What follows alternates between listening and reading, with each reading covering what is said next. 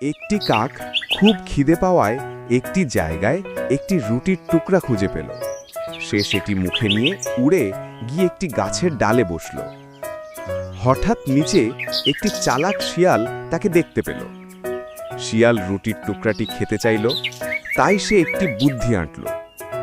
শিয়াল কাককে উদ্দেশ্য করে বলল, আরে কাক ভাই, তোমার গলা শুনেছি, তুমি তো বনের সবচেয়ে মিষ্টি গায়ক, একটা গান শোনাবে না? কাক এই প্রশংসা শুনে খুব খুশি হলো। সে ভুলে গেল যে তার মুখের রুটি আছে। গান গাওয়ার জন্য যেই সে কা কা করে মুখ খুলল, অমনি তার মুখ থেকে রুটির টুকরাটি নিচে পড়ে গেল। রুটি পড়তেই শিয়াল সেটি তুলে নিয়ে দ্রুত খেয়ে ফেলল এবং কাককে বলল, ধন্যবাদ ভাই, তুমি সুন্দর গায়ক না হতে পারো, কিন্তু তুমি দারুণ বোকা। কাক তখন তার ভুল বুঝতে পেরে শুধু আক্ষেপ করতে পারল।